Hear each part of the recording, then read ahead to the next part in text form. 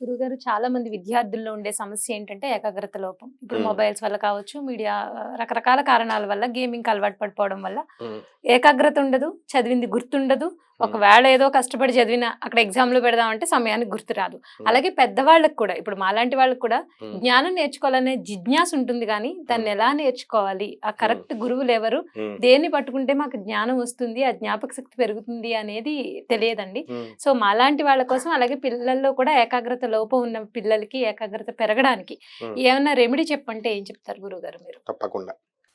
చాలామంది చదువులు రావట్లేదు, జ్ఞాపకం శక్తి పెరగట్లేదంటే హ్మ్. బిజినెస్ మ్యాన్స్ మహేష్ బాబులు ఎంటర్ అయిపోతారు. హ్మ్. ఈ సరస్వతి లేహ్యం తినండి, హ్మ్. ఈ సరస్వతి ఆకును తినండి అనిస్తారు. అవును. లేకపోతే అక్షరాభ్యాసం బాసరొచ్చేయండి, హ్మ్. లేకపోతే మీ నాలుక ఈ ఇలా మధ్య కొత్తగా నాలుక మీద నాలుక ఆ! సాగదీయండి, నాలుక మీద బీజాక్షరాలు రాసేస్తాం. బీజాక్షరాలు రాస్తాం. వాళ్ళంతా హ్మ్. మన ఫ్రెండ్సే. హ్మ్. అయితే అలా రాదు. హ్మ్. ఇప్పుడు బాసర సరస్వతి దేవి గుడిలో అందరూ పెళ్ళిళ్ళు రాయిస్తున్నారు. అవును. రాయిస్తే అందరూ ఐఏఎస్ ఆఫీసర్లు అవుతున్నారా అని నేను 4 సంవత్సరాల నుంచి చెప్తున్నాను మీడియాలో. హ్మ్. హ్మ్. చదివితే అవుతారురా నాయనా, హ్మ్. అక్కడికెళ్తే హ్మ్. కాదని. సరస్వతి కటాక్షం కావాలి కానీ, ఇవన్నీ అవసరం లేదు. అంటే అక్షరాభ్యాసం రాయించుకున్నోళ్ళంతా అడుక్కుంటున్నారా? హ్మ్. వేగబాన్స్ హ్మ్. అయ్యారా? లేదు హ్మ్. కదా! హ్మ్. సో, అయినప్పటికీ ప్రజలు ఎళ్తానే ఉంటారు. అవును. టెంపుల్‌కి కరెక్ట్. ఆదాయం కావాలా? వీళ్ళ భక్తి విశ్వాసాలంటారు, హ్మ్. హ్మ్. మనోభావాలంటారు ఏమన్నా అంటే. వెళ్ళిపోని, రాయించేసుకొని, హ్మ్. కానీ ఒక్కటి కూడా రాదు ఇలాగా. సిసలైన రెమెడీ ఏమిటంటే, హ్మ్. జగద్గురువైనటువంటి ఆదిశంకరాచార్యుల వారు తోటకాష్టకం అని రాశారు. తోటకాష్టకం. అంటే ఆయన శిష్యుడు రాశాడు. హుహు. జగద్గురు శంకరాచార్యుల వారి శిష్యుడి పేరు తోటకాచార్యులు. హ్మ్. ఆ తోటకాచార్యుల వారు జగద్గురు అయినటువంటి ఆదిశంకరాచార్యులు తన గురువును స్తుతిస్తూ ఎంతో ప్రేమతో ఎంతో ఆనందంగా స్తుతిస్తాడు. దాని హ్మ్. పేరే తోటక అష్టకం. తోటకాష్టకం అంటాం. హ్మ్. అది ఎలా అంటే ఇప్పుడు జగద్గురు అయినటువంటి ఆదిశంకరాచార్యుల దగ్గర మెళికలైనటువంటి సూపర్ స్టూడెంట్స్ ఉండేవారు. మండన మిశ్రుడు శిష్యుడైపోయాడు. హ్మ్. సురేశ్వరాచార్యుడు అంటారు ఆయన్నే ఒక ఆయన. పద్మపాదుడు, ఇలా గొప్ప గొప్ప శిష్యులు ఉన్నారు అందరూ. ఒక హ్మ్. బ్యాచ్ మెయింటైన్ చేశాడు క్లాస్ రూమ్. హ్మ్. అయితే ఆ క్లాస్ రూమ్ లో ద మోస్ట్ డల్లెస్ట్ స్టూడెంట్ తోటకాచార్యులు. ఓహ్! ఈయనకి హుహు. పూర్వాశ్రమంలో వేరే పేరుంటుంది. హ్మ్. ఓకే. పద్మపాదుడికి కూడా ఆయనకి వేరే పేరుంటాయి. హ్మ్. అయితే మనం సన్యాస దీక్ష ఇచ్చిన తర్వాత మనం ఎలాగైతే ఆచార్య ప్రీతోషానంద అవధూత, ఆచార్య సవితానంద అవధూత, హ్మ్. ఆచార్య సత్యదేవానంద అవధూత అని తగిలిస్తాం ఆనంద్ హ్మ్. మార్క్‌లో. హ్మ్. ఆచార్య అవధూత అన్నది అవధూత. ట్రైనింగ్. అవును. హ్మ్. అలా ఇక్కడ వీరికి తోటకాచార్యుల అనే పేరు గురుగారు ఇచ్చారనమాట. అది రాసిన తర్వాత. హ్మ్. అసలు అతను ఎలాంటి డల్ స్టూడెంట్ అంటే గురుగారు పాఠం చెప్తే మర్చిపోతాడు. ఓకే. ఓకే. హ్మ్. తర్వాత చదవాలన్న కసి ఉంటది. అర్థం కాదు. హ్మ్. ఇప్పుడు పాఠం చెప్తున్నాం మనం. ఇలా వింటాం.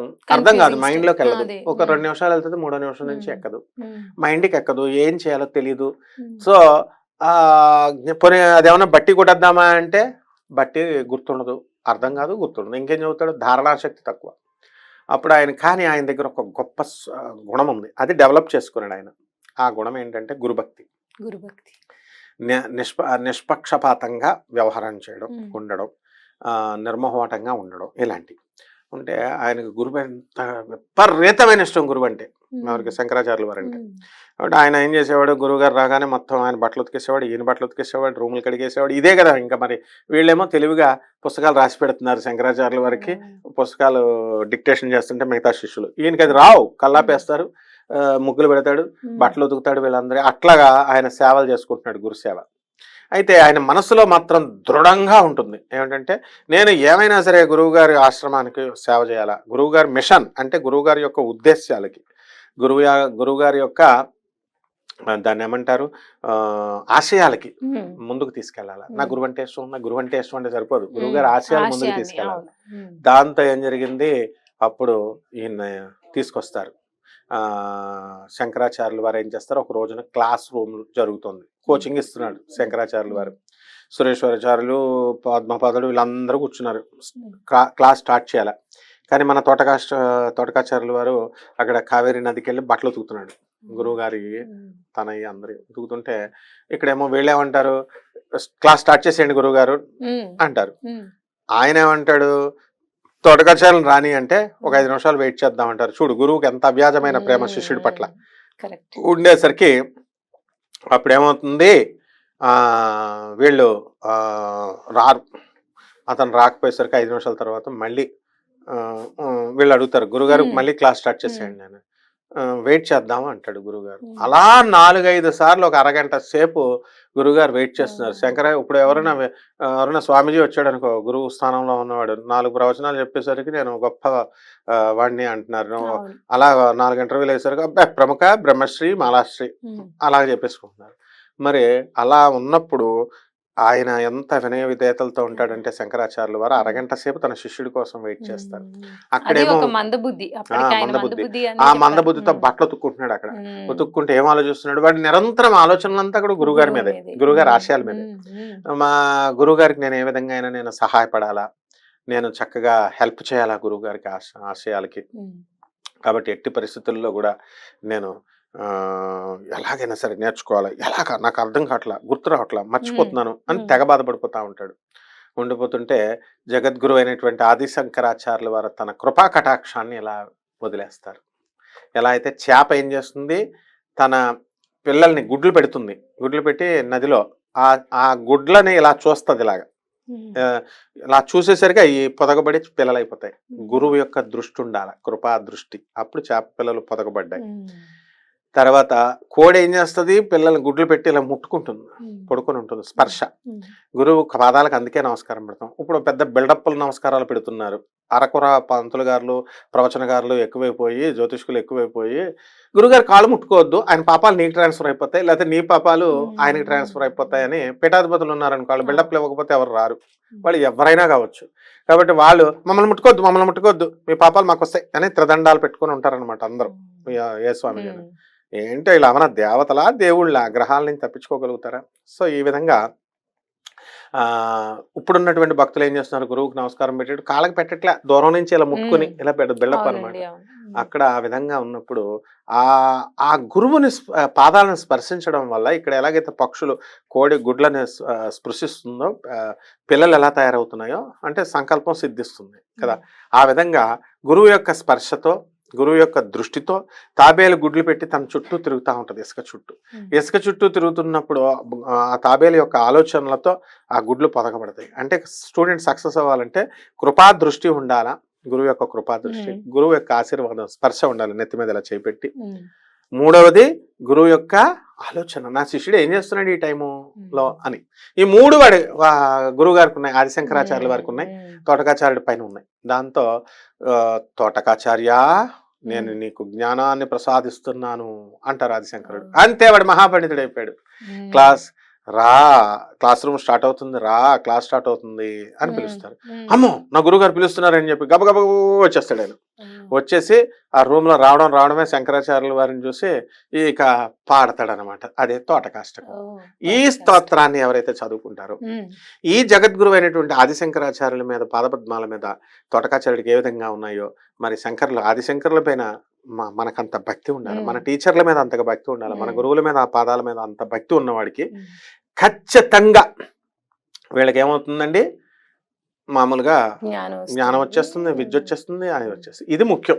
అంతేగాని మేక నమిలినట్టు ఎన్ని సరస్వతి ఆకులు నమిలిన, అలా తర్వాత సరస్వతి లేహ్యాలు ఎన్ని పేస్టులు కాల్గేట్ పేస్టులు తినేస్తాం చిన్నప్పుడు, అలా లేహ్యాలు ఎన్ని తినేసినా ఏమి రామమ్మ, ఒక్క గురు కృప వల్లే వస్తుంది. గురువు యందు నిష్పక్షపాతంగా, నిస్వార్థంగా శిష్యుడు సేవ చేస్తే అప్పుడు మనకి వస్తుంది. ఇది the best and the only remedy అన్నమాట. ఇంతకు మించి ఇంకొకటి లేదమ్మా. అయితే తోటకాష్టకం చదివేటప్పుడు ఏమన్నా నియమాలు పాటించాలా అండి? ఏమీ అవసరం ఉండదు, స్నానం కూడా అవసరం లేదు, స్నానం కూడా చేయక్కర్లా. అసలు భక్తితో తోటకాష్టకం యూట్యూబ్ లో అప్పుడు కాలాల్లో యూట్యూబ్లు ఉండే కదా, ఇప్పుడు తోటకాష్టకం నొక్కడం వినడం చాలు. ముఖం కడుక్కొని చక్కగా, ఇప్పుడు మేము ఆనంద్ మార్గ్ లో మెడిటేషన్ గురువు గారిది ఎలా చేస్తాము, పొద్దున పాంచజన్య శంఖాన్ని పూరిస్తాం. కృష్ణుడు శంఖాన్ని 5 గంటలకు పూరిస్తాడు. అప్పుడు లేచినప్పుడు ప్రభాత్ రంజన్ సర్కార్ అంటే ఆయన ఎవరు, ఆనందమూర్తి గురువు గారు, ఆనంద మార్గ ప్రపౌండర్. తెల్లవారుజాను 5 గంటలకు లేచి మీరు స్నానం చేయండి, మీరు అంటే ఈ టైం అంతా స్నానం చేయడానికి బాత్రూమ్లకే సరిపోద్ది కాబట్టి అవి ఏం చెప్పరు ఆయన. నీళ్లు ముఖంలో వేసుకొని పుక్కిలించేయాలి, అతి వేసుకొని వచ్చి మెడిటేషన్ లో కూర్చుంటాం. అఖండ మండలాకారం వ్యాప్తం ఏన చరాచరం తత్పదం దర్శితం ఏన తస్మై శ్రీ గురవే నమః. అజ్ఞానతిమిరాంధస్య జ్ఞానాంజనశలాకయా చక్షురున్మిళితం యేన తస్మై శ్రీ గురవే నమః. గురుర్బ్రహ్మా గురుర్విష్ణు గురుర్దేవో మహేశ్వర గురురేవ పరమ బ్రహ్మ తస్మై శ్రీ గురవే నమః. ఇక్కడ గురు సాక్షాత్ అనలేదు, గురు రేవ అన్నాం. అంటే ఇంకా సాక్షాత్ కంటే కూడా గురువుకి దగ్గరగా ఉండదాన్ని గురు రేవ అంటాం. అందువల్ల ఇలా మేము గురువు ధ్యానం చేసుకుంటాం, ఇదే మెడిటేషన్. అంతేగాని నీకు ఇక్కడ ఆజ్ఞాచక్రం వచ్చేస్తుంది, కదిలిపోతుంది, నాకు ఆజ్ఞాచక్రం యాక్టివేట్ అయిపోయింది, ఇక్కడ నాకు జ్యోతి కనబడిపోతుంది, దేవుడు కనబడిపోతున్నాడు, కృష్ణుడు కనబడిపోతున్నాడు, ఎవరికి ఏం కనబడ్డు. ఆ తర్వాత కొండలిని శక్తి అంట మూలాధార చక్రం ఒకటే యాక్టివేట్ అవడు. సాక్షాత్తు శ్రీకృష్ణుడికే మూలాధార చక్రం నుంచి ఆజ్ఞా చక్రానికి రావడానికి రాధమ్మను కాపలా పెట్టుకొని అక్కడ చేస్తే అప్పుడు వచ్చింది ఆయనకి. ఈ వీళ్ళకంట చక్రాలన్నీ యాక్టివేట్ అయిపోతున్నాయంట, భూత భవిష్యత్ వర్తమాన కాలాలు కనబడిపోతున్నాయంట, దేవుళ్ళకి కనబడిపోతున్నారంట, వీళ్ళకి ఏకంగా శరీర స్పృహ మర్చిపోతున్నారంట. వీళ్ళంతా రామకృష్ణ పరమహంసలు మరి శరీర స్పృహలు వెళ్ళిపోయి ఒక్క తన్నులు అంతాడు రామకృష్ణ పరమహంస ఎవరిని, వివేకానందుని. అప్పుడు సమాధి స్థితికి వెళ్తాడు. తోతాపురి ఇలాగ ఆజ్ఞాచక్రాన్ని అలా పట్టుకుంటూ ముట్టుకుంటే రామకృష్ణ పరమహంస అప్పుడు సమాధికి వెళ్తాడు. వీళ్ళందరూ సమాధులకు వెళ్ళిపోతారట. అందువల్ల ఇలాంటి భేషజాలకు వెళ్లకుండా చక్కగా చేసుకుంటే బ్రహ్మాండంగా గురువు కటాక్షం వల్ల గురు కృప వల్ల వస్తుందమ్మా. జ్ఞానం ఏమిటి, జ్ఞాపకం శక్తి ఏంటి, నీవు మహాపండితురాలు అయిపోతావు అనమాట. అందులో ఇంకా జ్ఞాన జిజ్ఞాస నీకుంది, జ్ఞానవంతురాలు అయిపోవాలనుకుంటున్నావు. ఏ మానవ గురువు నిన్ను చేయలేడు అనమాట. మానవ గురువుడు కేవలం లెసన్స్ చెప్పగలం, నువ్వు 1% ఇన్స్పైర్ అవుతావు. మా స్పీచ్ ఏక లక్ష్యంతో చేస్తే ఇదే రెమెడీ అనమాట. నీకు జ్ఞాన సిద్ధి, వరసిద్ధి, అన్ని సిద్ధులు వచ్చేస్తాయి. చాలా అద్భుతమైన అష్టకం గురించి, తోటకాష్టకం గురించి చాలా చక్కగా వివరించారండి. ధన్యవాదాలు. ధన్యవాదాలు.